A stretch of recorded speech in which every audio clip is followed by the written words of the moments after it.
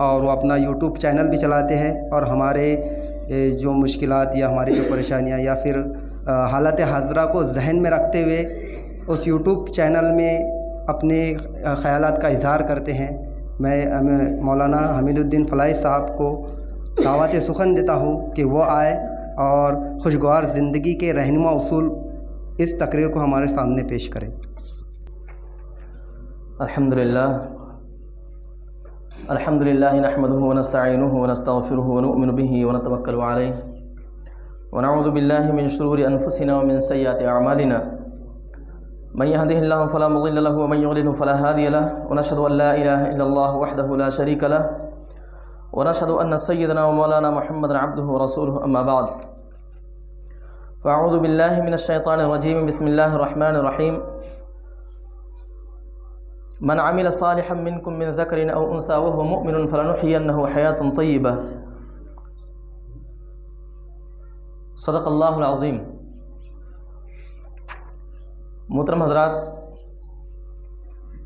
میرے بزرگوں، نوجوان دوستوں، پیارے بچوں، میری پیاری ماں اور بہنوں، السلام علیکم ورحمۃ اللہ وبرکاتہ۔ اللہ تعالیٰ نے تمام انسانوں کو پیدا کیا ہے، اور دنیا میں جتنے بھی انسان ہیں ان تمام انسانوں کو اللہ رب العالمین نے ایک ہی چیز سے پیدا کیا ہے، وہ ہے مٹی۔ اور ان تمام مٹی سے پیدا کی ہوئی مخلوق کو اللہ رب العالمین نے اس کا سرا ایک شخص سے جوڑ دیا ہے، جن کو ہم حضرت آدم علیہ الصلوۃ والسلام کے نام سے جانتے ہیں۔ اس لحاظ سے اگر دیکھیں تو ہاں، سب کی بنیاد ایک ہے، مگر اعتبارات کے لحاظ سے سب مختلف ہیں۔ بنیاد ایک ہے، اعتبارات مختلف ہیں۔ چنانچہ آپ دیکھیں کہ شکل و صورت کے اعتبار سے مختلف ہیں، کوئی گورا ہے، کوئی کالا ہے، کوئی لمبے قد کا ہے تو کوئی ناٹا ہے، چھوٹے قد کا ہے۔ اسی طرح سے اگر ہم دیکھیں تو معاشی اعتبار سے بھی لوگ مختلف ہیں، کچھ لوگ امیر ہیں، کبیر ہیں، اور کچھ لوگ ایسے ہیں جو نادار اور مفلس ہیں۔ کچھ لوگ ایسے ہیں جو انتہائی خوش نصیب ہیں، ہر حال میں اللہ کا شکر بجا لاتے ہیں، کچھ ایسے بھی ہیں جو بخیل ہیں، کنجوس ہیں، اور ہر حال میں اللہ کی ناشکری کرتے ہیں۔ عبادات کے لحاظ سے بھی اگر ہم دیکھیں تو مختلف کیٹیگری نظر آتی ہے۔ کچھ ایسے لوگ ہیں جو اللہ رب العالمین کی عبادتیں کرتے ہیں، کوئی مومن ہے، کوئی کافر ہے، کوئی فاسق ہے، کوئی فاجر ہے۔ اسی طرح سے کوئی بااخلاق ہے، باکردار ہے، کوئی بد اخلاق ہے، بد کردار ہے۔ تو گویا سب کے احوال ایک ہیں، لیکن اعتبارات کے لحاظ سے لوگ مختلف ہیں۔ اب آپ دیکھیں گے کہ احوال میں مختلف ہونے کے باوجود ایک چیز پر سب متفق ہیں، اور وہ ہے ایک خوشگوار زندگی کی تمنا، ایک سعادت مند کی زندگی، ایک خوشحال بھری زندگی۔ یہ ہر شخص اس چیز کی تمنا کر رہا ہے، چاہے وہ کالا ہو یا گورا ہو، چاہے وہ امیر کبیر ہو یا مفلس نادار ہو، یا پھر عبادت گزار متقی اور پرہیزگار ہو، یا پھر ایسا شخص ہو جو فاسق اور فاجر اور گنہگار کیوں نہ ہو۔ ہر شخص کا مطمئن نظر ایک ہے، اور وہ ہے خوشگوار زندگی کی تمنا۔ مقصد ایک ہے، لیکن اس کے لیے جو راہیں ہیں وہ راہیں بالکل مختلف ہیں۔ جیسے مثال کے طور پر ایک امیر کبیر شخص ہے، ایک دکاندار شخص ہے، آپ دیکھیں گے اس کی راہ کیا ہے۔ وہ کوشش کرتا ہے کہ کس طرح سے اس کو زیادہ سے زیادہ نفع ملے، کس طرح سے وہ اپنے کاروبار کو زیادہ سے زیادہ وسیع کر سکے، اور اس کے لیے وہ اپنی پوری توانائیاں، پوری صلاحیتیں لگا دیتا ہے۔ اسی طرح سے وہ مزدور بھی جو دن رات ایک کر کے اپنا پسینہ بہاتا ہے۔ تو آپ دیکھیں کہ دونوں کا مطمئن نظر کیا ہے، دونوں کا مقصد ایک ہے۔ جو شخص اپنے کاروبار کی ترقی کے لیے دن رات کوششیں کر رہا ہے، محنت کر رہا ہے، اس کی زندگی کا مقصد بھی خوشحالی ہے، اور جو شخص دن رات مزدوری کر رہا ہے، اپنے آپ کو تھکا دے رہا ہے، اس کی زندگی کا بھی مقصد کیا ہے کہ اس کو ایک خوشگوار زندگی نصیب ہو جائے۔ اسی طرح سے ایک عبادت گزار ہے، متقی و پرہیزگار ہے، اسی طرح سے ایک فاسق اور فاجر شخص ہے۔ ان دونوں کی بھی زندگی کا مقصد ہی ایک ہی ہے کہ ہمیں ایک ایسی زندگی نصیب ہو جائے جو خوشگوار ہو۔ پیارے بھائیوں، لیکن سوال یہ ہے کہ کیا یہ جو جتنے بھی لوگوں کا ہم نے تذکرہ کیا، کیا تمام لوگوں کو سعادت مندی مل جاتی ہے؟ کیا ہر ایک کو ایک خوشگوار زندگی نصیب ہو جاتی ہے؟ کیا ہر کوئی اپنے مقصد کو پا لیتا ہے؟ اس کا جواب انشاءاللہ ہم قرآن و سنت کی روشنی میں دیکھیں گے۔ اسی چیز کو ہم ایک دوسرے انداز میں سمجھ سکتے ہیں کہ آج کے حالات میں اگر ہم دیکھیں تو اس دور میں ہر شخص پریشان ہے، ہر شخص پریشان ہے۔ کسی کو روزگاری کی پریشانی ہے، کسی کو مالی کاروبار کی پریشانی ہے، کسی پر قرضوں کا بوجھ ہے، کسی کو جسمانی بیماری لاحق ہے، کسی کو خاندانی لڑائی جھگڑے برقرار کیے ہوئے ہیں، کسی کو بیوی بچوں کی نافرمانی کا صدمہ ہے، کسی کو دشمن کا خوف ہے، کسی کو عزیز و اقربا اور محبوب ترین لوگوں کی جدائی کا غم ہے۔ غرض ہے کہ ہر شخص کسی نہ کسی پریشانی میں مبتلا ہے، کوئی ایسا شخص نہیں ہے جو پریشان نہ ہو، کہیں نہ کہیں کسی نہ کسی مرحلے میں وہ پریشان نظر آتا ہے اور چاہتا ہے کہ کسی نہ کسی طرح سے اسے نجات بھی پا جائے۔ تو پیارے بھائیوں، اس کے لیے بہت ضروری ہے کہ اگر ہم خوشگوار زندگی چاہتے ہیں، ایک سعادت مند بھری زندگی بسر کرنا چاہتے ہیں، ایک خوشحال زندگی بسر کرنا چاہتے ہیں، تو اس کے لیے اللہ اور اس کے رسول نے قرآن و سنت کی روشنی میں چند اصول بھی متعین کیے ہیں، جس میں سے سب سے پہلا اصول یہ ہے کہ آدمی ایمان اور عمل صالح کے ساتھ زندگی بسر کرے۔ اللہ رب العالمین نے قرآن مجید میں ارشاد فرمایا ہے، یہ بہت ہی اہم بات ہے، میں آپ حضرات کو بتا رہا ہوں، اس چیز کو آپ پوائنٹ نوٹ کر لیجئے کہ سب سے پہلی چیز ایمان اور عمل صالح ہے۔ قرآن مجید میں اللہ تعالیٰ نے ارشاد فرمایا ہے، من عمل صالحا منکم من ذکر او انثی وهو مؤمن فلنحینہ حیاتا طیبہ۔ سب سے پہلا اصول یہ ہے کہ تم میں سے جو شخص بھی نیک عمل کرے گا، چاہے وہ مرد ہو یا عورت ہو، فلنحینہ حیاتا طیبہ، تو اس کو ہمیں ایک اچھی زندگی عطا کریں گے اور ان کے نیک اعمال کا بہترین بدلہ بھی انہیں عطا کریں گے۔ قرآن مجید میں ایک دوسری جگہ اللہ نے ارشاد فرمایا، الذین آمنوا وعملوا الصالحات طوبی لهم وحسن مآب، کہ جو لوگ ایمان لائے اور انہوں نے نیک عمل کیے ان کے لیے خوشحالی بھی ہے اور عمدہ ٹھکانہ بھی۔ اب آپ دیکھ لیجیے کہ ان آیات میں نے جو آیتیں آپ حضرات کے سامنے پیش کی ہیں، ان دونوں آیتوں میں اللہ رب العالمین نے انتہائی خوشگوار زندگی کا جو وعدہ کیا ہے اس کے لیے دو شرطیں لاگو کر دی ہیں، ایک ایمان اور دوسرے عمل صالح، اس لیے کہ اللہ کا وعدہ ہے وَمَنْ أَصْدَقُ مِنَ اللَّهِ قِيلًا، یہ اللہ رب العالمین کا سچا وعدہ ہے اور اللہ سے بڑھ کر کوئی سچ بولنے والا نہیں ہے۔ وَمَنْ أَصْدَقُ مِنَ اللَّهِ قِيلًا، اور اللہ سے بڑھ کر کون اچھی باتیں کہہ سکتا ہے، سچی بات کہہ سکتا ہے۔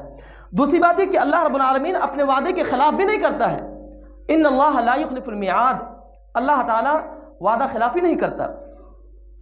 تو معلوم یہ ہوا کہ اگر کوئی شخص سچا مومن ہے، ایمان کے تقاضوں کو پورا کرتا ہے، عمل صالح کے ساتھ زندگی بسر کرتا ہے، با کردار ہے، با اخلاق ہے، فرائض و واجبات کی پابندی کرتا ہے، والدین، بیوی بچوں، رشتہ داروں، عزیز و اقربا کے حقوق ادا کرتا ہے، وعدوں کا پاس و لحاظ کرتا ہے، کمائی لین دین میں سچا ہے، کھرا ہے، جھوٹ، غیبت، غبن، دھوکہ دھڑی ان چیزوں سے کام نہیں لیتا ہے، تو یقیناً اللہ رب العالمین ایسے شخص کے لیے ایک خوشگوار زندگی کا وعدہ کرتا ہے۔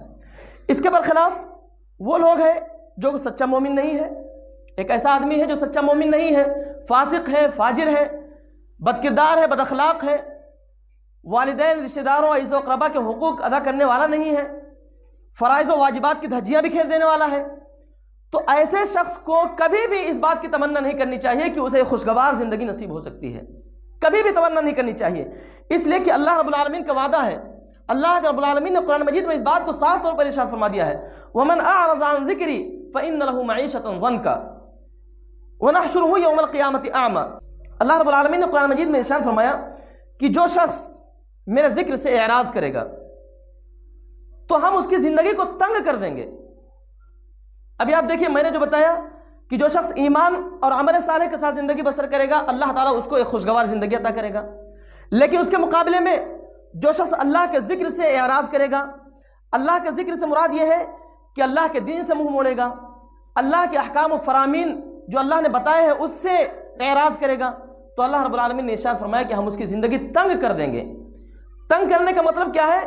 ہم اس کو پریشانیوں میں، مصیبتوں میں، دکھوں میں اور تکلیفوں میں گھیر دیں گے، اسی میں جکڑا رہے گا، اس سے کبھی اس کو نجات نہیں ملے گی، وہ پریشان رہے گا، ہر تگودو کرے گا، انتہائی کوششیں کرے گا، لیکن اس کے باوجود بھی وہ جو جال اللہ رب العالمین دکھوں کا، پریشانیوں کا، مصیبتوں کا جو بن دیا ہے اللہ رب العالمین، اس سے نکلنے کی لاکھ کوشش کر لے مگر وہ اس سے نکل نہیں سکتا ہے۔ یہ اللہ رب العالمین کا حکم، اس کا فرمان ہے۔ اس لیے اگر ہم یہ چاہتے ہیں کہ ایک خوشحال زندگی بسر کریں تو اس کے لیے بہت ضروری ہے کہ اللہ کے دین کو مضبوطی سے پکڑیں. رب چاہے زندگی بسر کریں، من چاہے زندگی چھوڑ دیں. من چاہے زندگی چھوڑ کر کے رب چاہے زندگی بسر کریں. جو اللہ رب العالمین نے ہمیں جو عقائد دیے ہیں، جو نظریات دیے ہیں، ان عقائد اور نظریات کی بنیاد پر زندگی بسر کریں. ہر قسم کے شرکیہ، کفریہ اعمال اور عقائد سے اپنے آپ کو محفوظ رکھیں. دیکھیں گے کہ انشاءاللہ ہم ایک خوشگوار زندگی بسر کر سکتے ہیں. تو پہلی چیز ہے ایمان اور عمل صالح. دوسری چیز ہے نماز. یہ چیزیں جو میں آپ کو بتا رہا ہوں، یہ براہ راست قرآن اور سنت کی روشنی میں بتا رہا ہوں. ایک دوسرا شخص اگر کوئی بتائے گا تو اس کے مختلف طریقے، مختلف ذرائع اور وسائل بتائے گا کہ ہم کس طرح سے اپنی زندگی کو خوشگوار بنا سکتے ہیں. لیکن چونکہ ہم مسلمان ہیں اس لیے ہماری زندگی کا جو کچھ بھی ہم حاصل کریں گے وہ قرآن اور سنت سے حاصل کریں گے. وہیں سے ہم کو یہ پتہ چلے گا کہ ایک خوشگوار زندگی ہم کو کہاں سے مل سکتی ہے. دوسری چیز ہے نماز. اللہ کے نبی صلی اللہ علیہ وسلم نے ایک جگہ ارشاد فرمایا کہ اقرب ما یکون العبد من ربہ وهو ساجد فاکثر الدعاء، کہ بندہ سب سے زیادہ اپنے رب سے قریب اس وقت ہوتا ہے جب وہ سجدے میں ہوتا ہے. لہذا تم کثرت کے ساتھ اللہ سے دعائیں کیا کرو. اللہ رب العالمین نے قرآن مجید میں ارشاد فرمایا یا ایھا الذین آمنوا استعینوا بالصبر والصلاۃ، کہ لوگوں جو ایمان لائے ہو، جب کوئی مشکل پیش آ جائے، جب کوئی مصیبت تمہیں درپیش آ جائے، جب کسی مصیبت اور پریشانی میں تم گھر جاؤ، تو ایسی صورت میں صبر اور نماز کے ذریعے سے مدد طلب کرو. اب آپ دیکھیے کہ اگر کوئی شخص اپنی پریشانیوں کو ختم کرنا چاہتا ہے، اپنی مصیبتوں کو دور کرنا چاہتا ہے اور دنیاوی صدموں سے، غموں سے نجات چاہتا ہے، تو اس کے لیے ضروری ہے کہ وہ ایسی صورت میں نمازوں کا اہتمام کریں. نمازوں کا یہ اہتمام صرف وقتاً فوقتاً نہیں، بلکہ پابندی وقت کے ساتھ. اللہ رب العالمین نے جو 5 وقت کی نماز اس کے اوپر فرض کی ہے، ان 5 وقت کی نماز کو فرض سمجھ کر کے اس کو ادا کرے، اس میں چھوڑ پکڑ نہ کرے. ہوتا یہ ہے فجر کی پڑھ لیے، ظہر میں غائب ہو گئے، ظہر میں حاضر ہے تو عصر غائب ہو گیا، عشاء میں پہنچے ہیں تو فجر میں سو گئے. تو ایسا نہیں.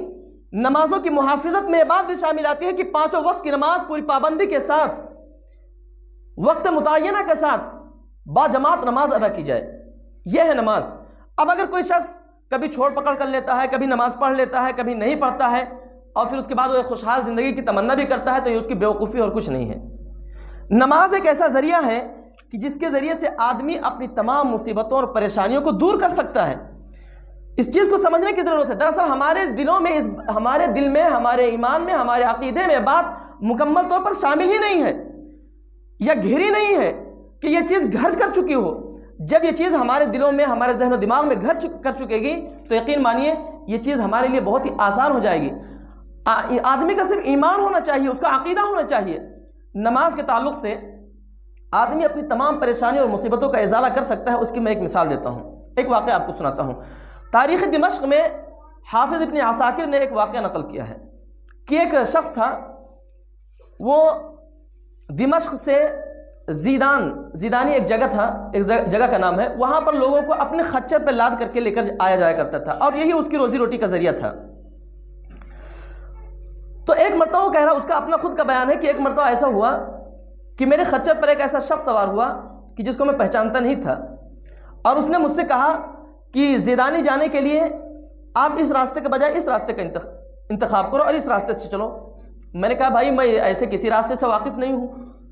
تو اس نے کہا نہیں تمہیں اسی راستے سے چلنا ہوگا، میں جانتا ہوں ادھر سے جلدی پہنچیں گے. اس شخص نے سوچا کہ بھائی عام سواریوں کی طرح یہ بھی ایک سواری ہے، چلو ٹھیک ہے اس کے ساتھ ہم بھی چلے جائیں گے، نیا راستہ ہم کو بھی معلوم ہو جائے گا. بہرحال اس شخص کا بیان ہے کہ جب کچھ دور ہم نے فاصلہ طے کیے تو ایک دشوار گزار گھاٹی میں جا کر ہم پہنچے، جہاں پر ہم نے دیکھا کہ وہاں پر کئی لاشیں بکھری پڑی تھیں. میں دیکھ کر کے حیران ہو گیا. اس شخص نے میرا خچر رکوایا اور اس کے بعد اچانک مجھ پر حملہ آور ہو گیا اور مجھ پر تابڑتوڑ حملہ کرنے لگا. میں بھاگ کھڑا ہوا، اور جب میں بھاگا تو میرے اندر اتنی طاقت اور قوت نہیں تھی کہ میں اس سے دور نکل سکتا تھا. بالآخر اس نے مجھ پر قابو پا لیا. میں نے اس سے گزارش کی، میں نے اس کی منت سماجت کی، اس کو خدا کا خوف دلایا. قتل کرنے کی جو اللہ کے یہاں جو سزائیں ہیں اس کو بھی میں نے اس کو یاد دہانی کرائی کہ قتل کرنا کتنا بڑا جرم ہے اور اللہ کے یہاں اس کی سزا کیا ہے. مگر اس شخص نے نہیں مانا. اس نے کہا کہ بھائی یہ میرا خچر لے لو، میرا مال و اسباب لے لو، سب کچھ لے لو، لیکن میری جان بخشی کر دو. اس شخص نے کہا یہ مال، یہ خچر، یہ تو میرا ہے ہی، لیکن میں تمہیں بخشنے والا نہیں ہوں. ظاہر سی بات ہے اس کے پیچھے اس کی یہی سازش تھی، یہی مقصد تھا کہ اگر اس کو میں چھوڑ دوں گا تو ظاہر سی بات ہے یہ مجھ کو جا کر کے پھنسا دے گا، باہر جا کر کے میرے بارے میں لوگوں کو بتائے گا. لہذا اس نے کہا کہ اب ایسی صورت میں کروں تو کیا کروں. اس نے کہا ٹھیک ہے ایک کام کرو, مجھے صرف 2 رکعت نماز پڑھ لینے دو. بات چل رہی ہے نمازوں کی. نماز کے ذریعے ہم اپنے تمام غموں اور پریشانیوں اور دکھوں کو اللہ رب العالمین کی بارگاہ سے اس کو ختم کر سکتے ہیں. اس شخص نے کہا کہ میں نے اس سے کہا کہ مجھے صرف 2 رکعت نماز پڑھنے دو. اس نے کچھ سوچا, اس کے بعد اس نے مجھے اجازت دے دی. میں نماز پڑھنے کے لیے کھڑا ہوا تو اس شخص کا بیان ہے کہ میری زبان سے کچھ نکل ہی نہیں رہا تھا. دوسری طرف وہ کہہ رہا تھا کہ جلدی جلدی نماز ختم کرو. اب ایک تو خوف, موت کا خوف طاری, دوسری طرف اس کے بار بار تقاضا کہ جلدی نماز ختم کرو, جلدی نماز ختم کرو. ایسے وقت میں اللہ رب العالمین نے میری زبان پر جو قرآن مجید کی آیت نازل کی اور جو قرآن مجید کی جو آیت جاری کی وہ تھا امن یجیب المضطر اذا دعاہ ویکشف السوء, کہ کون ہے جو لاچار کی فریاد رسی کرتا ہے جب کہ اس کو پکارتا ہے, اور کون ہے جو اس کی تکلیف کو دور کرتا ہے. اس شخص کا بیان ہے کہ ان حالات میں جب کہ میری زبان سے یہ آیات جاری ہوئے, اس وقت میں نے دیکھا کہ ایک گھوڑ سوار نیزہ لیے ہوئے وادی کے منہ سے نکل رہا ہے. وہاں سے وہ تیزی کے ساتھ آ رہا ہے اور اس نے آتے ہی اس شخص کے سینے پر وار کیا اس خنجر کے ذریعے سے, اور اس کے دل میں پیوست ہو گیا اور وہ شخص وہیں پر مر گیا. میں نے پوچھا کہ بھائی تم ہو کون؟ میں نے اس کو خدا کا واسطہ دیا کہ تم ہو کون؟ اس شخص نے کہا کہ میں وہی ہوں جو امن یجیب المضطر اذا دعاہ ویکشف السوء کا رب ہے. یعنی میں وہ ہوں کہ جب کوئی شخص اس کو پکارتا ہے مصیبت میں, پریشانی میں, دکھ میں, تکلیف میں, تو اللہ رب العالمین ایسے وقت میں مجھے بھیجتا ہے. تو پیارے بھائیوں, یہ قصہ اس بات کی دلیل ہے کہ اگر بندے مومن اللہ رب العالمین سے نمازوں کے ذریعے اگر اپنی مصیبتوں کو, پریشانیوں کو, دکھوں کو, تکلیفوں کو, غموں کو اگر دور کرنا چاہتا ہے تو اس کو چاہیے کہ وہ نمازوں کا اہتمام کرے. جب تک وہ نماز نہیں پڑھے گا, نماز سے غفلت برتے گا, نماز سے دور بھاگے گا, تو یقین مانیے کبھی بھی وہ ایک خوشحال زندگی بسر نہیں کر سکتا ہے. وہ ہمیشہ دکھوں میں, پریشانیوں میں, مصیبتوں میں گھرا رہے گا. وہ گرچہ کچھ بھی کمائے, کتنا بھی کمائے, رات اس کا غلہ 1000 روپیہ, 2000 روپیہ, 3000, 5000 کیوں نہ بھرتا ہو, لیکن اس کی زندگی میں چین سکون نصیب نہیں ہوگا. یہ بات یاد رکھ لو. نماز وہ ذریعہ ہے جس سے آدمی کو کیا ہوتا ہے, سکون ملتا ہے, اطمینان ملتا ہے, ایک خوشگوار زندگی کی نوید اس کو ملتی ہے. اسی لیے قرآن میں اللہ رب العالمین نے ارشاد فرمایا اقم الصلاۃ لذکری, میری یاد کے لیے نماز قائم کرو. تم مجھے یاد کر رکھو گے تو میں تمہیں یاد رکھوں گا. ظاہر سی بات ہے جب ہم اللہ کو یاد کریں گے, اس کے حقوق کو یاد کریں گے, اللہ سے قریب ہوں گے, تو ایسی صورت میں اللہ رب العالمین سے ہم جو چاہیں گے وہ اللہ رب العالمین سے ہم منوا سکتے ہیں. اگر ہم کہیں گے کہ مولا ہمارے دکھوں اور پریشانیوں کو دور فرما دے, تو ایسا ممکن ہی نہیں ہے کہ اللہ رب العالمین ہمارے دکھ اور پریشانیوں کو دور نہ کر دے. میں اس کی ایک مثال دیتا ہوں. آپ کسی شخص کے پاس, آپ کی کسی شخص سے دوستی ہو گئی, جس کے پاس آپ 10 دن رہے, 5 دن آپ نے دوستانہ ہوا, چائے پانی ہوتا رہا, ہاں ملاقاتیں ہوتی رہیں. اب 10 دن کے بعد آپ نے اس کے سامنے ایک تقاضا رکھ دیا کہ یار مجھے 500 روپے کی بڑی اشد ضرورت ہے. آپ بتائیے, دل پر ہاتھ رکھ کر بتائیے, کیا وہ انکار کر سکتا ہے؟ آپ کا دوست جس کے ساتھ آپ 10 دن رہے, بہت گھل مل گئے, بالکل اتنے گھل مل گئے کہ اٹھنا بیٹھنا ہو گیا, کھانا پینا بھی چل رہا ہے. میرا خیال ہے کہ وہ 500 روپے کہے گا ارے یار یہ کوئی بات ہوئی کیا, پھٹ سے نکال کے 500 نہیں 1000 کی, اور مزید کہے گا کہ مزید کی ضرورت ہوگی تو بولنا. آپ بتائیے کہ ایک شخص جس سے آپ 10 دن آپ کا تعلق رہا, جب آپ نے اس کے سامنے تقاضا رکھا, آپ کے تقاضے کو رد نہ کر سکا, جس رب العالمین کے سامنے آپ 5 مرتبہ دن میں جا کر کے اپنے تقاضے رکھیں گے اور اس کے سے اپنے تعلق کو مضبوط کریں گے, کیا وہ آپ کے دکھوں کو, پریشانیوں کو, مصیبتوں کو دور نہ کرے گا؟ بھلا بتائیے, بتاؤ, کیا اللہ رب العالمین اس بات پر قادر نہیں ہے؟ تو اس لیے میرے پیارے بھائیوں, یہ بہت ضروری ہے کہ ہم نمازوں کا اہتمام کریں. تو خوشگوار زندگی کے اصولوں میں سے ایک اصول یہ بھی ہے کہ ہم نمازوں کی پابندی کریں. تیسری چیز تقویٰ ہے, اللہ کا ڈر, اللہ کا خوف. یہ تقویٰ خاص طور پر ان لوگوں کے لیے ہے جو تکلیفوں, مصیبتوں, دکھوں اور پریشانیوں سے نجات نہیں پاتے, بے روزگار ہیں, غربت ہیں, قرضوں کے بوجھ تلے دبے ہیں. ایسے لوگوں کے لیے تقویٰ تو نسخہ کیمیا ہے, یعنی حکیموں کا جو نسخہ ہوتا ہے نا, ایسے ایک نسخہ کیمیا ہے تقویٰ. یہاں تقویٰ سے مراد یہ ہے کہ انسان کے دل میں اللہ کا اتنا ڈر بیٹھ جائے, یا اس قدر ڈر اور خوف اس کے دل میں سما جائے کہ وہ اللہ رب العالمین کی اطاعت و فرما برداری پر کمر بستہ ہو جائے اور ہر قسم کے نافرمانی سے توبہ کر لے. یہ ہے اللہ کا ڈر اور اس کا خوف. اللہ رب العالمین نے ارشاد فرمایا ہے کہ جب یہ کیفیت ہو جاتی ہے کہ آدمی ہر حال میں اللہ سے ڈرنے لگتا ہے، اور اللہ رب العالمین کے معاملے میں ہر محاذ پر وہ اللہ رب العالمین کو اپنے سامنے پاتا ہے، تو اللہ رب العالمین کا وعدہ ہے کہ ایسے شخص کو ہمیں خوشگوار زندگی عطا کریں گے۔ اللہ رب العالمین کا ارشاد ہے وَمَن يَتَّقِ اللَّهَ يَجْعَل لَّهُ مَخْرَجًا وَيَرْزُقْهُ مِنْ حَيْثُ لَا يَحْتَسِبُ۔ اللہ تعالیٰ کا ارشاد ہے کہ جو شخص اللہ سے ڈرتا ہے اس کے لیے مشکلات سے نکلنے کا کوئی نہ کوئی راہ اللہ رب العالمین نکال دیتا ہے۔ وَيَرْزُقْهُ مِنْ حَيْثُ لَا يَحْتَسِبُ، اور ایسی جگہ سے اس کو رزق عطا کرتا ہے جہاں سے اس کو وہم و گمان بھی نہیں ہوتا ہے۔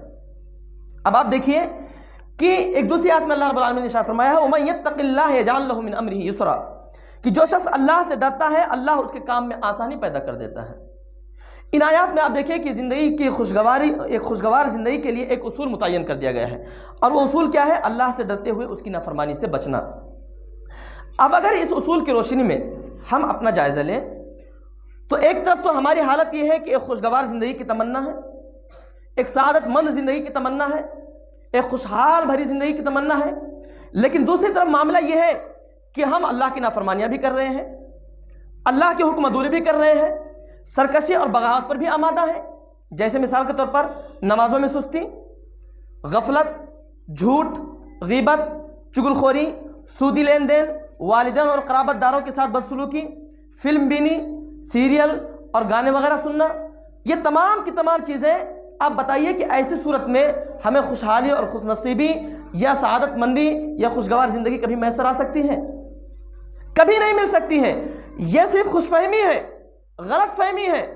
آدمی پریشان تو ہو سکتا ہے، مصیبتوں میں تو گھر سکتا ہے، مگر اسے خوشحالی یا خوش نصیبی اس کو نہیں مل سکتی ہے۔ بلکہ میں اس سے بڑھ کر ایک بات کہنا چاہتا ہوں کہ اگر آدمی نافرمانیوں پہ مبتلا ہے، اگر کوئی شخص نافرمانی پہ نافرمانی کر رہا ہے، تو جو خوشحالی اس کو نصیب ہے اس خوشحالی کے چھن جانے کا بھی اندیشہ ہے۔ کوئی شخص ایسا ہے کہ جس کے پاس مال و دولت ہے اور بہت ہی خوشحال بھری زندگی بسر کر رہا ہے، لیکن اس کی نافرمانیاں کم نہیں ہو رہی ہیں، بغاوت پر آمادہ ہے، سرکشی پر آمادہ ہے، تو یہ ضروری نہیں ہے کہ ہمیشہ خوشحالی اس کے نصیب میں رہے۔ عین ممکن ہے کہ وہ خوش نصیبی، وہ خوشحالی اور وہ خوشگوار زندگی جس میں رہ کر وہ اللہ کی نافرمانی کر رہا ہے وہ بھی اس سے چھن سکتی ہے۔ اس کی زندہ مثال میں 2 مثالیں دوں گا۔ پہلی مثال حضرت آدم اور حوا کی ہے۔ حضرت آدم اور حوا کی مثال، حضرت آدم اور حوا کہاں تھے؟ جنت میں تھے۔ جنت میں اللہ نے ان کو ہر طرح کی نعمتوں سے نوازا، ان کو تمام نعمتیں ان کو دے دیں، کسی بات کی کوئی ان کو فکر نہیں تھی۔ بس اللہ رب العالمین نے ایک بات کہی کہ اس درخت کے قریب نہ جانا، اس درخت کے قریب مت جانا۔ لیکن آپ دیکھیے کہ شیطان کے بہکاوے میں آئے، اور بہکاوے میں آنے کے بعد جب ان سے نافرمانی ہوئی تو آپ دیکھیں ایک نافرمانی ان تمام نعمتوں کو ضائع کرنے والی بن گئی۔ پوری نعمت چھن گئی ان سے، اور چھنی ہی نہیں بلکہ جنت سے کہاں بھیج دیے گئے؟ زمین پر بھیج دیے گئے۔ تو گویا انسان کی ایک نافرمانی، انسان کی ایک حکم عدولی، انسان کی ایک سرکشی اور بغاوت اللہ رب العالمین کی نعمتوں سے محروم کر سکتی ہے۔ اسی طرح سے دوسری مثال ابلیس کے لے لیجئے، شیطان بھی، بھائی دونوں ساتھ میں تھے تو دونوں کا تذکرہ ہونا ضروری ہے۔ ابلیس کو لے لیجئے، ابلیس کا مقام اور مرتبہ کیا تھا؟ مگر ایک سجدہ نہیں کیا، اللہ کی نافرمانی کی، حکم عدولی کی، نتیجہ کیا ہوا؟ نتیجہ یہ ہوا کہ اللہ رب العالمین نے اس کو ہمیشہ کے لیے ملعون اور مطعون کر دیا، ہمیشہ کے لیے اسے راد درگاہ کر دیا، صرف ایک سجدہ نہ کرنے کی وجہ سے۔ اب ہم اپنا جائزہ لے لیں کہ آج ہم ہزاروں سجدے چھوڑ کر بیٹھے ہوئے ہیں، ہمیں نمازوں کی فکر نہیں ہے، نمازوں میں ہماری منمانی چلتی ہے، ہماری منمانی چلتی ہے، دل کہے گا تو پڑھیں گے، دل نہیں کرے گا تو نہیں پڑھیں گے۔ اگر ہم کہیں بھی تو کہیں گے مولانا ٹائم نہیں ملتا، کام میں بہت بزی ہوں، ٹائم نہیں مل پاتا ہے۔ میرے پیارے بھائیوں، بعض نادان تو ایسے ہیں جو یہاں تک کہہ دیتے ہیں، ایسے کفریہ کلمات نکال دیتے ہیں کہ نماز وہ پڑھے جو گناہ کرتا ہے، نماز وہ پڑھے جو گناہ کرتا ہے۔ اس بیوقوف کو یہی نہیں معلوم ہے کہ نماز نہ پڑھنا بذات خود ایک بہت بڑا گناہ ہے۔ یعنی آپ دیکھیے کہ کہتے ہیں گناہ وہ کہ گناہ سے مراد ان کے نزدیک کیا ہے کہ جو شراب پیے، جوا کرے، زناکاری کرے، بدکاری کرے، حرام کام کرے، الٹے سیدھے جو حرکات کرے، اس کی نگاہ میں وہ نافرمانی ہے، اور نماز چھوڑ دینا یہ کوئی گناہ نہیں ہے۔ تو ایسے بہت سارے لوگ، میرے پاس ایسے لوگوں نے بتایا کہ میں نے فلاں شخص سے کہا تو اس نے کہا جاؤ آؤ تم نماز پڑھو، نماز وہ پڑھے جو گناہ کا کام کرتا ہے، تو یہ اس کی بیوقوفی ہے۔ تو پیارے بھائیوں، کہنے کا مطلب یہ ہے کہ اگر ہم خوشگوار زندگی چاہتے ہیں تو اس کے لیے ضروری ہے کہ ہم تقوی والی زندگی بسر کریں، متقیانہ زندگی بسر کریں، اللہ سے ڈر کر زندگی بسر کریں، اس انداز میں کہ اللہ کی نافرمانی، اس کی حکم عدولی کسی بھی مرحلے میں ہم سے نہ ہونے پائے۔ ایک چوتھا اصول ہے توبہ استغفار۔ توبہ استغفار، توبہ استغفار کیا ہے؟ یعنی انسان پر جو مصیبت آئے، جو پریشانی آئے، چاہے وہ جسمانی ہو یا ذہنی ہو، روحانی ہو، خاندانی جھگڑے وغیرہ ہوں یا کاروباری وغیرہ قسم کے ہوں، ان تمام چیزوں میں یہ بات ہم یاد رکھ لیں کہ ہر قسم کی جتنی بھی پریشانیاں آتی ہیں، جتنی بھی مصیبتیں آتی ہیں، یہ انسانوں کے اور ہمارے اور آپ کے اپنے ہاتھوں کی کمائی ہے۔ اللہ رب العالمین جو مصیبتیں، جو پریشانیاں نازل کرتا ہے، وہ کس کی وجہ سے؟ یہ ہمارے اپنے ہاتھوں کی کمائی ہے۔ قرآن مجید میں اللہ تعالیٰ نے ارشاد فرمایا وَمَا أَصَابَكُم مِّن مُّصِيبَةٍ فَبِمَا كَسَبَتْ أَيْدِيكُمْ وَيَعْفُو عَن كَثِيرٍ۔ اللہ تعالیٰ نے ارشاد فرمایا کہ تمہیں جو بھی مصیبت آتی ہے وہ تمہارے اپنے ہاتھوں کی کمائی کی وجہ سے آتی ہے، ورنہ اللہ رب العالمین تو تمہارے بہت سے گناہوں سے تو درگزر ہی کر دیا کرتا ہے۔ یعنی کچھ چند ایک پر اللہ رب العالمین پکڑ لیتا ہے، ورنہ کتنے ایسے ہیں جو تمہارے گناہ اللہ رب العالمین کیا کرتا ہے؟ معاف فرما دیتا ہے۔ اللہ نے ایک جگہ ارشاد فرمایا فَأَنزَلْنَا عَلَى الَّذِينَ ظَلَمُوا رِجْزًا مِّنَ السَّمَاءِ بِمَا كَانُوا يَفْسُقُونَ، پھر ہم نے ان لوگوں پر ان کے گناہوں کے سبب آسمان سے عذاب نازل کر دیا۔ آپ دیکھیے کن آیات میں جو بات بتائی گئی ہے صاف طور پر وہ یہی کہ جو مصیبتیں، جو پریشانیاں، صدمے، دکھ، تکلیف، یہ جتنی بھی چیزیں آتی ہیں یہ انسانوں کے اپنے ہاتھوں کی کمائی کی وجہ سے، ان کے گناہوں کے سبب سے آتی ہیں۔ مگر اس کے برعکس اگر کوئی بندے مومن سچے دل سے توبہ کر لے، استغفار کر لے، اللہ کی جناب میں پلٹ آئے، تو پھر اللہ کا وعدہ ہے کہ اس کو ایک خوشگوار زندگی دیں گے، ایک خوشگوار زندگی دیں گے۔ اللہ تعالیٰ کا وعدہ ہے فَقُلْتُ اسْتَغْفِرُوا رَبَّكُمْ إِنَّهُ كَانَ غَفَّارًا يُرْسِلِ السَّمَاءَ عَلَيْكُمْ مِدْرَارًا وَيُمْدِدْكُمْ بِأَمْوَالٍ وَبَنِينَ وَيَجْعَلْ لَكُمْ جَنَّاتٍ وَيَجْعَلْ لَكُمْ أَنْهَارًا۔ اللہ تعالیٰ کا وعدہ ہے کہ تم سب اپنے رب سے معافی مانگو۔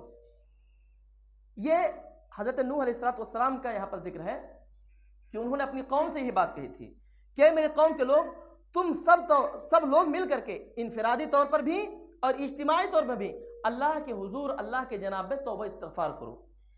فائدہ کیا ہوگا؟ اللہ نے ارشاد فرمایا کہ تم سب اپنے رب سے معافی مانگ لو، بلا شبہ بڑا معاف کرنے والا ہے، وہ تم پر آسمان سے خوب بارشیں برسائے گا اور مال و اولاد سے تمہاری مدد فرمائے گا، تمہارے لیے باغات پیدا کرے گا اور نہریں جاری کرے گا۔ اب آپ دیکھیے اس آیت کے اندر جو موسلا دھار بارش ہے، مال و اولاد کی کثرت ہے، اسی طرح سے باغات اور نہریں ہیں، یہ کس بات کی علامتیں ہیں؟ یہ خوشگوار زندگی کی علامتیں ہیں نا۔ اگر آپ کے پاس مال و دولت کی کثرت ہو، آپ کے پاس اللہ رب العالمین کی طرف سے انعام و اکرام کی بارش ہو رہی ہو، یہ چیز ایک خوشگوار اور خوشحال زندگی اور سعادت مند زندگی کی علامتیں ہیں۔ اسی طرح سے اللہ رب العالمین نے ایک جگہ ارشاد فرمایا وَمَا كَانَ اللَّهُ مُعَذِّبَهُمْ وَهُمْ يَسْتَغْفِرُونَ، کہ اور اللہ تعالیٰ انہیں عذاب نہیں دیتا جب کہ وہ استغفار کر رہے ہوں۔ معلوم یہ ہوا کہ جب تک لوگ استغفار کرتے ہیں، توبہ کرتے ہیں، اللہ کے حضور روتے اور گڑ گڑاتے ہیں، تو اللہ رب العالمین ان کو عذاب میں مبتلا نہیں کرتا ہے، ان کو پریشانیوں میں، ان کو صدمے میں، دکھ میں، تکلیف میں یا اس طرح کی کسی بھی مصیبت میں اللہ رب العالمین ان کو مبتلا نہیں کرتا ہے۔ اور ایک جگہ اللہ رب العالمین نے ارشاد فرمایا وَأَنِ اسْتَغْفِرُوا رَبَّكُمْ ثُمَّ تُوبُوا إِلَيْهِ يُمَتِّعُكُمْ مَتَاعًا حَسَنًا إِلَىٰ أَجَلٍ مُّسَمًّى، کہ تم اپنے رب سے مغفرت طلب کرو، پھر اس کی جناب میں توبہ کرو، وہ تمہیں متعینہ مدت تک عیش و آرام کا فائدہ نصیب کرے گا۔ اب آپ دیکھو کہ جتنی بھی آیتیں میں نے آپ حضرات کے سامنے پیش کی ہیں، ان تمام آیات میں خوشگوار زندگی کے لیے توبہ استغفار کو لازم کر دیا گیا ہے کہ اگر تم توبہ استغفار کرو گے تو ہم تمہیں ایک خوشگوار زندگی نصیب کریں گے۔ پھر ایک پانچواں اصول ہے وہ ہے دعا۔ کامیاب اور خوشگوار زندگی کے لیے اللہ کے حضور میں توبہ استغفار کے ساتھ ساتھ دعا کرنا۔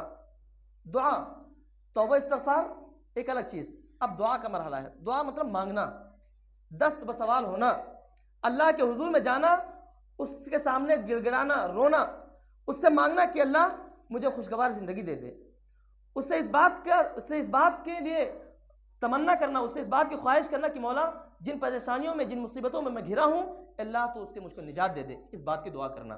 آپ دیکھیں گے کہ یہ چیز بندے مومن کی اللہ رب العالمین کو بہت پسند ہے۔ اللہ رب العالمین کو انتہائی پسند ہے کہ جب بندہ ہاتھ اٹھاتا ہے، دست بدعا ہوتا ہے، تو اللہ رب العالمین کو شرم آتی ہے کہ اپنے بندے کو خالی ہاتھ لوٹا دے۔ اللہ کے نبی صلی اللہ علیہ وسلم کی حدیث میں آتا ہے، حضرت سلمان فارسی رضی اللہ عنہ اس کے راوی ہیں کہ ان اللہ حی کریم اذا رفع الرجل الیہ یدیہ ان یردہما صفرا خائبتین۔ اللہ کے نبی صلی اللہ علیہ وسلم نے ارشاد فرمایا کہ بے شک اللہ تعالی حیا کرنے والا ہے اور نہایت مہربان ہے، اور کوئی آدمی جب اس کی طرف ہاتھ بلند کرتا ہے تو اسے حیا آتی ہے کہ انہیں واپس لوٹا دے۔ اس لیے ہر شخص کو چاہیے کہ وہ اللہ سے دعا کرے، کبھی دعا کرنے میں سستی اور کاہلی کا شکار نہ ہو۔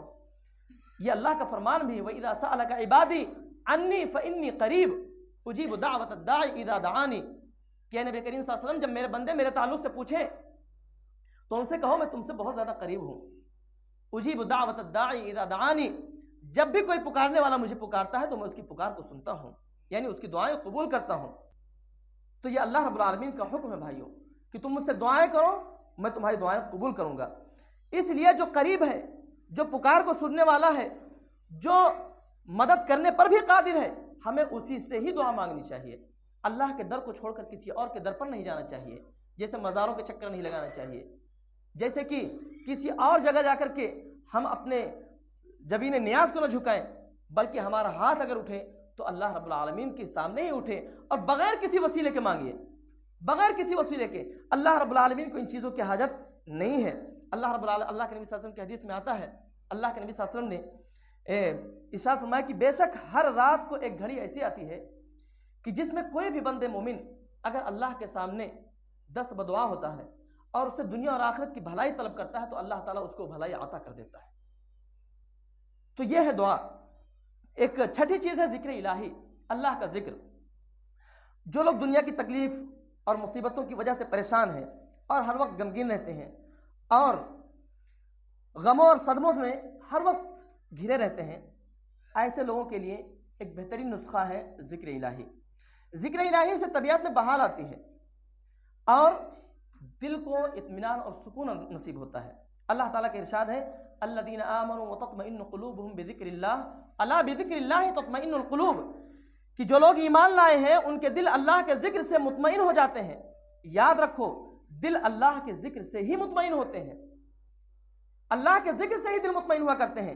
اور سب سے افضل ذکر کے بارے میں کہا گیا، افضل ذکر لا الہ الا اللہ، سب سے افضل ذکر لا الہ الا اللہ ہے۔ اسی طرح سے افضل ذکر میں سبحان اللہ، الحمدللہ، اللہ اکبر، لا حول ولا قوت الا باللہ، جو کہ جنت کے خزانوں میں سے ہے۔ اسی طرح سے سبحان اللہ وبحمدہ، سبحان اللہ العظیم، جو کہ اللہ کے نزدیک سب سے محبوب کلمات میں سے ہے۔ ان چیزوں کے ذریعے سے ہم اللہ کا ذکر کریں۔ نماز بہترین ذکر ہے۔ ایک اصول ہے شکر۔ شکر خوشگوار زندگی کے اصولوں میں سے ایک اصول یہ بھی ہے کہ اللہ رب العالمین نے ہم میں سے ہر شخص کو بہت ساری نعمتوں سے نوازا ہے۔ اتنی نعمتیں ہیں کہ اللہ رب العالمین نے خود اس کا ذکر کیا ہے کہ اگر تم ان کو شمار کرنا چاہو وَإِن تَعُدُّوا نِعْمَةَ اللَّهِ لَا تُحْصُوهَا، اگر تم اللہ کی نعمتوں کو شمار کرنا چاہو تو شمار نہیں کر سکتے ہو۔ ضرورت اس بات کی ہے کہ جو کچھ اللہ نے ہم کو نعمتیں دی ہیں ان نعمتوں پر ہم شکر گزاری اختیار کریں۔ شکر گزاری ایک خوشگوار زندگی کی نوید ہے۔ جب آدمی شکر بجا لاتا ہے تو اللہ رب العالمین نہ صرف یہ کہ اس کو اس حال کو برقرار رکھتا ہے جس میں وہ ہے، بلکہ اس میں مزید اضافہ کرتا ہے۔ اللہ تعالیٰ کا ارشاد ہے، لَإِن شَكَرْتُمْ لَأَزِيدَنَّكُمْ وَلَإِن كَفَرْتُمْ إِنَّ عَذَابِي لَشَدِيدٌ، اگر تم شکر گزار بنو گے تو ہم تم کو مزید دیں گے۔ معلوم یہ ہوا کہ اگر کوئی شخص شکر کا رویہ اختیار کرتا ہے، شکر کے راستے پر چلتا ہے، تو ایسی صورت میں اللہ رب العالمین جس حالت میں وہ ہوتا ہے اس حالت میں اس کو برقرار تو رکھتا ہی ہے، ساتھ ہی ساتھ اس کی مزید حالت کو کیا کرتا ہے، بہتر بنا دیتا ہے۔ تو شکر ایک بہترین ذریعہ ہے خوشگوار زندگی کے لیے۔ آخری چیز صبر۔ صبر بھی خوشگوار زندگی کا ایک بہترین ذریعہ ہے۔ صبر کیا ہے کہ جب بھی ہم کو کوئی مصیبت پہنچے، کوئی تکلیف پہنچے، کوئی دکھ ہو، کوئی پریشانی لاحق ہو تو اس پر ہم صبر کریں اور اللہ کی تقدیر سمجھ کر کے اس پر اپنی رضامندی کا اظہار کریں۔ جب یہ کیفیت آ جاتی ہے، جب یہ کیفیت ہو جاتی ہے تو اللہ تعالیٰ اس سے راضی ہو جاتا ہے اور اسے خوشگوار زندگی نصیب کرتا ہے۔ یہ ہر بندے مومن کے لیے لازم ہے کہ اللہ رب العالمین اس کو ضرور آزمائے گا۔ آزمائش ہر بندے مومن کے لیے لازم ہے، کوئی بھی ہو، چاہے وہ اس کا ایمان کمزور ہو، چاہے وہ ایمان کے لحاظ سے کتنے ہی اعلیٰ مقام پر ہو، ہر شخص کو اس سے گزرنا ہے۔ قرآن مجید نے اس کو کہا ہے وَلَنَبْلُوَنَّكُمْ بِشَيْءٍ مِّنَ الْخَوْفِ وَالْجُوعِ وَنَقْصٍ مِّنَ الْأَمْوَالِ وَالْأَنفُسِ وَالثَّمَرَاتِ وَبَشِّرِ الصَّابِرِينَ الَّذِينَ إِذَا أَصَابَتْهُم مُّصِیبَۃٌ کہ ہم تم کو آزمائیں گے خوف کے ذریعے سے، خوف و ہراس کے ذریعے سے، مالوں میں کمی کے ذریعے سے، جان و مال میں کمی کے ذریعے سے، پھلوں کے اندر کمی کے ذریعے سے، اس طرح سے اللہ رب العالمین تمہیں آزمائے گا۔ تو اس آزمائش کے اندر جو صبر کرنے والے ہیں ایسے لوگوں کو اللہ رب العالمین نے کہا وَبَشِّرِ الصَّابِرِينَ، صبر کرنے والوں کو بشارت دے دو۔ کیسی بشارت؟ کہ الذین اذا اصابتهم مصیبہ قالوا انا للہ وانا الیہ راجعون، کہ جب ان پر کوئی مصیبت پڑتی ہے تو کہتے ہیں کہ ہم اللہ کے لیے ہیں اور اللہ کی طرف ہمیں پلٹ کر جانا ہے۔ تو پیارے بھائیوں، آزمائش کیسی بھی ہو، چاہے چھوٹی ہو یا بڑی ہو، جسمانی ہو یا ذہنی ہو، ہر آزمائش بندے مومن کے لیے خیر ہے۔ اللہ کے نبی صلی اللہ علیہ وسلم کی حدیث بتا کر میں اپنی بات ختم کرتا ہوں۔ اللہ کے نبی صلی اللہ علیہ وسلم نے ارشاد فرمایا کہ مومن کا معاملہ بھی عجب ہے، مومن کا معاملہ بھی عجب ہے، اور یہ چیز صرف بندے مومن کو حاصل ہوتی ہے اور کسی کو حاصل نہیں ہوتی ہے کہ جب اسے کوئی خوشی پہنچتی ہے تو اس پر اللہ کا شکر ادا کرتا ہے اور یہ اس کے لیے فائدہ مند ہے، جب اسے کوئی مصیبت پہنچتی ہے تو اس پر صبر کرتا ہے اور یہ چیز اس کے لیے فائدہ مند ہے۔ تو پیارے بھائیوں، میں نے تقریباً 8 چیزیں آپ حضرات کے سامنے رکھی ہیں، اس کے علاوہ اور بھی بہت ساری چیزیں ہیں، لیکن وقت کی نزاکت کو سمجھتے ہوئے میں اپنی بات یہیں پر ختم کرتا ہوں اور آپ حضرات سے گزارش کرتا ہوں، اور میرے لیے بھی یہ چیز ہے کہ ہم اور آپ ان اصولوں کو جو میں نے آپ حضرات کے سامنے رکھی ہیں اس کی پابندی کریں، جس میں سے ایمان اور عمل صالح، نمازوں کی پابندی، توبہ استغفار، دعا، صبر، شکر، یہ وہ چیزیں ہیں جو انشاءاللہ ہماری زندگی کو خوشگوار بنا سکتی ہیں اور ہماری زندگی کو خوشحال اور سعادت مندی سے بھر سکتی ہیں۔ پیارے بھائیوں، اللہ تعالیٰ سے دعا ہے کہ اللہ تعالیٰ ہم اور آپ کو ان تمام باتوں پر عمل کی توفیق عطا فرمائے۔ آمین وما علینا الا البلاغ۔ السلام علیکم ورحمۃ اللہ وبرکاتہ۔